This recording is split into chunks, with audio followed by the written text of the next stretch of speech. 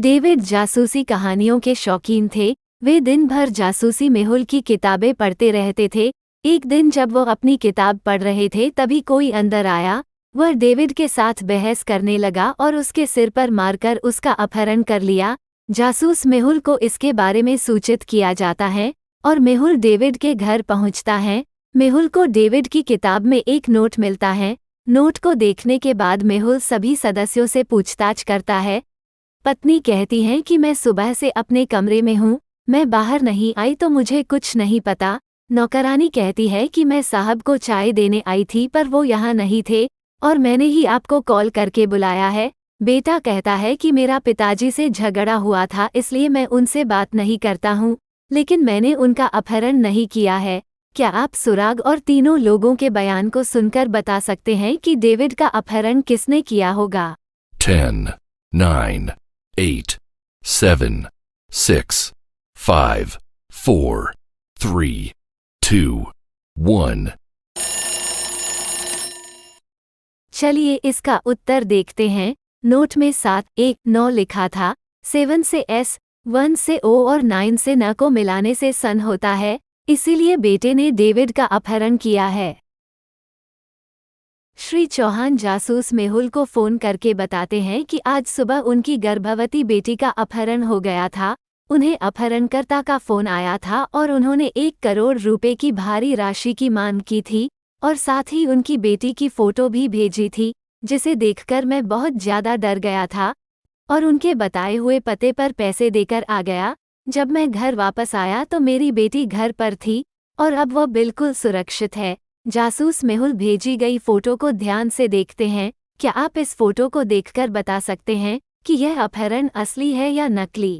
10, 9, 8, 7, 6, 5, 4, 3, 2, 1।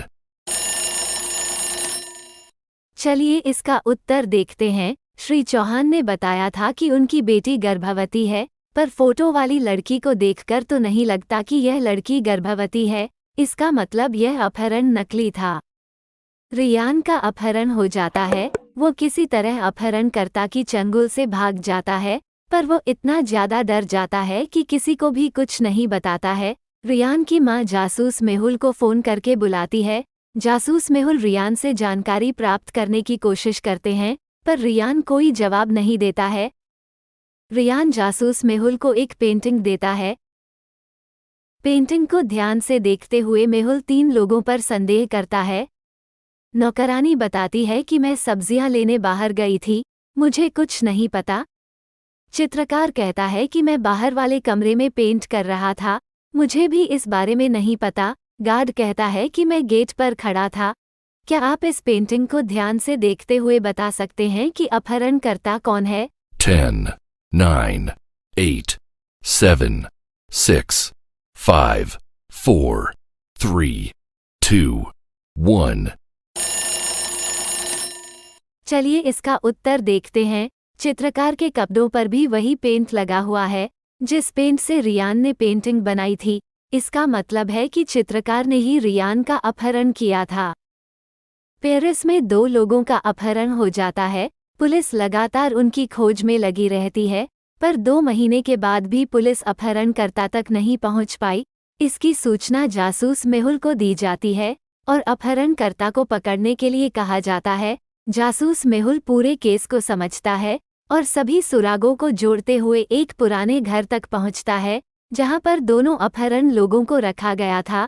मेहुल घर के अंदर जाता है। मेहुल को 3 लोग रस्सियों से बंधे हुए दिखाई देते हैं। मेहुल समझ जाता है कि इनमें से एक अपहरण करता है और अन्य 2 लोग अपहरण किए गए हैं। तीनों अपना अपहरण करने का दावा करते हैं। क्या आप बता सकते हैं कि इन तीनों में से अपहरणकर्ता कौन है? 10, 9, 8, 7, 6, 5, 4, 3, 2, 1। चलिए इसका उत्तर देखते हैं। पहले दोनों आदमियों की दाढ़ी कई हफ्तों से नहीं काटी गई है, जबकि तीसरे आदमी की दाढ़ी बनी हुई है। इसका मतलब है कि उसे अभी अभी यहाँ पर बांधा गया है, इसीलिए वो अपहरण करता है। एक महिला शहर के सभी बच्चों को किडनैप कर रही थी। वो एक मानसिक रोगी थी। जासूस मेहुल इसकी जांच करने के लिए घटनास्थल पर जाता है तो उसे 3 मानसिक रोगियों पर संदेह होता है। वो उनसे पूछताछ करने के लिए जाता है।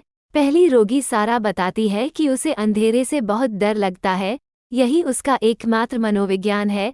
दूसरी रोगी एमिली बताती है कि उससे सफाई बहुत पसंद है, वो गंदगी नहीं देख सकती है, उसे सफाई के प्रति मनोविज्ञान है। तीसरी रोगी मिया बताती है कि उसे कीड़ों से बहुत डर लगता है, वो कीड़े बर्दाश्त नहीं कर सकती है। इनका बयान सुनने के बाद मेहुल उनके घर की जांच करता है। सबसे पहले सारा का घर, उसके बाद एमिली का घर और अंतिम में मिया के घर की जांच करता है। क्या आप इन तीनों को देखकर बता सकते हैं कि अपहरणकर्ता कौन है? 10, 9, 8, 7, 6, 5, 4, 3, 2, 1. चलिए इसका उत्तर देखते हैं। मिया ने बताया था कि उसे कीड़ों से डर लगता है, परंतु उसके घर में इंसेक्ट्स की बहुत सारी पेंटिंग्स थी। इसका मतलब है मिया झूठ बोल रही है। सारा रात में अपने कमरे में सो रही होती है, तभी एक चोर घर में आता है। आवाज के कारण सारा की नींद खुल जाती है और सारा जोर जोर से चोर चोर चिल्लाने लगती है। चोर डर जाता है और जो भी महंगा सामान दिखाई देता है उसे लेकर भाग जाता है। सारा इसकी सूचना जासूस मेहुल को देती है और कहती है कि मैं चोर की एक तस्वीर भी ले ली है, पर अंधेरे के कारण ये काला हो गया है। मेहुल तस्वीर के समान 6 लोगों को पकड़ता है। क्या आप इन 6 लोगों को ध्यान से देखते हुए बता सकते हैं कि इनमें से असली चोर कौन है? 10, 9, 8, 7, 6, 5, 4, 3, 2, 1. चलिए इसका उत्तर देखते हैं। चोर की मूंछ नहीं दिखाई दे रही है, इसीलिए ए, सी, ई और एफ चोर नहीं हो सकते हैं। बी वाले व्यक्ति के सर पर चोटी बनी हुई है, इसीलिए ये भी चोर नहीं है। इसका मतलब है कि चोरी डी वाले व्यक्ति ने की है। रिया बाजार से खरीदारी करके पार्क के रास्ते घर वापस आ रही थी, तभी एक चोर आया, रिया को धक्का देकर उसका पर्स छीनकर भाग गया। रिया चिल्लाने लगी। मेहुल भी इस पार्क में था। मेहुल चोर का पीछा करने लगा। चोर भागते हुए एक कैफे में जाकर घुस गया। मेहुल भी चोर का पीछा करते हुए कैफे में जाता है। वहां रिया का पर्स दिखाई देता है। मेहुल पर्स उठाता है और सामने बैठे लोगों को ध्यान से देखता है। मेहुल समझ जाता है कि चोर कौन है। क्या आप इन चारों को ध्यान से देखकर बता सकते हैं कि इनमें से चोर कौन है? 10, 9, 8, 7, 6, 5, 4, 3, 2, 1.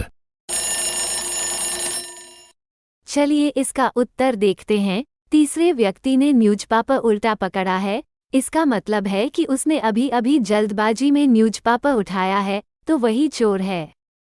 Thanks for watching this video. अगर आपको यह वीडियो पसंद आया हो तो कृपया इस वीडियो को लाइक करें, और अगर आप हमारे चैनल पर पहली बार आए हैं तो कृपया मेरे चैनल को सब्सक्राइब करें और नए वीडियो अपडेट पाने के लिए घंटी आइकन पर क्लिक करना ना भूलें।